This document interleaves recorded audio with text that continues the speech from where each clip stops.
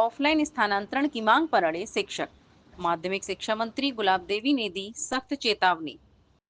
संभल के चंदौसी में प्रदेश भर के अशासकीय सहायता प्राप्त माध्यमिक विद्यालयों के शिक्षकों का ऑफलाइन स्थानांतरण की मांग को लेकर आंदोलन लगातार जारी है।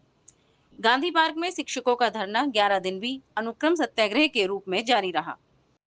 शिक्षक विद्यालयों में शिक्षण कार्य करने के बाद धरने में शामिल होते रहे ताकि छात्रों की पढ़ाई प्रभावित न हो। शिक्षकों ने नगर के मुख्य डाकघर पहुंचकर माध्यमिक शिक्षा मंत्री गुलाब देवी को पत्र भेजकर अपना वादा याद दिलाया और जल्द से जल्द ऑफलाइन स्थानांतरण सूची जारी करने की मांग की। शिक्षकों का कहना है कि 26 सितंबर को उन्हें आश्वासन दिया गया था कि 7 दिनों के भीतर सूची जारी होगी, लेकिन अभी तक कोई कार्रवाई नहीं हुई है। वहीं मंत्री गुलाब देवी ने इस पर सख्त रुख अपनाते हुए कहा कि शिक्षकों की कई मांगे पहले ही पूरी की जा चुकी हैं।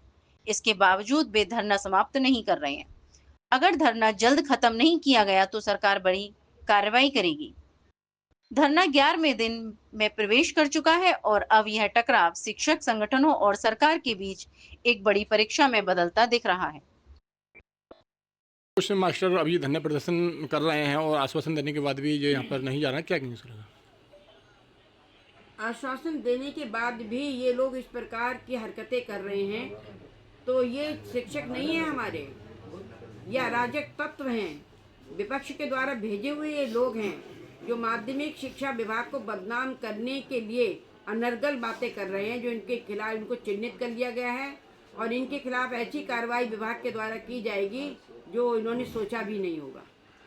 जिस तरह से डीएम कप्तान ने आकर यहाँ पर आश्वासन दिया था आपके होते हुए और आपने कहा था कि आपका जो कार्य में पूरा किया जाएगा, लेकिन उसके बाद भी ये लोग नहीं गए, क्या कहेंगे? जब हम माननीय मुख्यमंत्री जी से मिले थे और इनके प्रार्थना को हमने उनके समक्ष रखा तो उन्होंने पूर्ण आश्वासन दिया और वो आश्वासन इनका पूर्ण हो गया है। माननीय मुख्यमंत्री जी के यहाँ से स्वीकृति मिल गई है। 1 सप्ताह के अंदर सबके लिए जो है वो पत्र मिल जाएंगे, ट्रांसफर पत्र मिल जाएंगे और सब लोग अपने अपने स्थान पर चले जाएंगे। लेकिन जो लोग इस तरह की हरकतें कर रहे हैं, अराजक तत्व यहाँ पर उपद्रव मचा रहे हैं, उनको चिन्हित करके उनके खिलाफ कार्रवाई की जाएगी। क्या नाम आपका?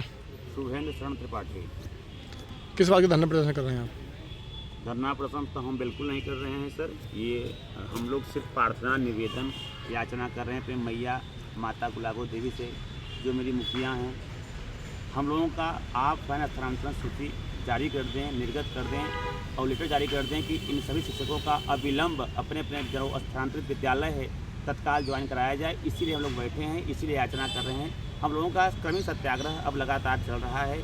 आज हम पास के ही विद्यालय में शिक्षण कार्य करने के लिए भी गए थे, पर वहाँ के जो प्रधानाचार्य जी हैं अलाउ नहीं किए, हमने उनका विरोध किया। मंत्री जी ने आपको आश्वासन दे दिया, उसके बाद भी आप धरना प्रदर्शन कर रहे हैं? मंत्री जी के आश्वासन का हमें 1% विश्वास नहीं है। वो स्वर्ण पत्र पर लिख कर देते फिर भी नहीं मानेंगे हम, क्योंकि लिखित आश्वासन, लिखित आदेश माननीय इनके द्वारा दिया गया, अधिकारी द्वारा दिया गया, श्री कृष्ण गुप्त के द्वारा दिया गया, तो हम कैसे मान ले? हमारे जो डायरेक्टर साहब श्री महेंद्र देव जी हैं, उन्होंने भी लिखित दिया है, हमारे एडी साहब उन्होंने भी लिखित आदेश दिया।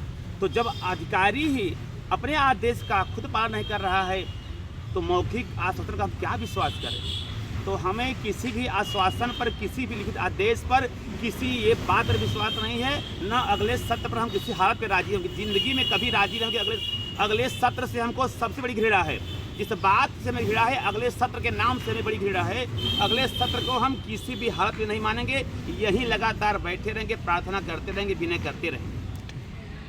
नहीं होती है लेटर बाकायदे मेरी माँ मेरी गुलाबो देवी हम सबको दे देती हैं। मेरी मैया अपने बेटों पर कृपा कर देंगे तो मैया को हम लोग माला पहना करके, मिठाई खिला करके, उनकी जयकारी करते हुए, उनका यशगान करते हुए हम भाई सब प्रेम से यहाँ से चले जाएंगे। आपके मुख्यमंत्री ने आपकी बात मान ली है और आपको लेटर देने की बात की, यही तो भी धरना दे रहे हैं आप? नहीं, उन्होंने इस प्रकार का आश्वासन कई बार दिया है हमसे, आकर के कभी अभी नहीं कहा है। उन्होंने हमसे मोबाइल पर उन्होंने कहा था 7 दिन, वो 7 दिवस का औसत समय बीत गया है। वो 7 दिन का जो समय था, अवधि था, 2 अक्टूबर को समाप्त हो गया। मेरी मैया ने स्वयं कहा था कि बेटा तुम्हारा घर है, बैठे रहो, 3 दिवस के अंदर आपका काम कर देती हूँ। यह जो वार्तालाप मेरी उनसे हुई थी, टेलीफोनिक वार्तालाप हुई थी और 26 तारीख को रात को 8 बजे हुई थी। उन्होंने कहा कि मैक्सिमम 7 दिन और मिनिमम 3 दिन के अंदर आपका हो जाएगा, हो सकता है 7 दिन के पहले भी हो जाए। तो मैं मैया की उस बात को विश्वास करके उन्होंने कहा कि तुम्हारी इच्छा है रहो और चाहे चले जाओ, तुम्हारा घर है। और पुलिस प्रशासन को मैंने मना कर दिया है, आपको कोई भी खतरा उनसे नहीं है। तो मैया से मैंने यही कहा कि हाँ मैया, मैं यहाँ पे बैठा रहूँगा जब तक मेरे मैया हमारा काम करती है, मैं यही बैठा रहूँगा। और मैया का प्रसाद लेकर के स्थानांतरण रूपी जो सूची है वो लेकर के हम यहाँ से चले जाएंगे। ठीक।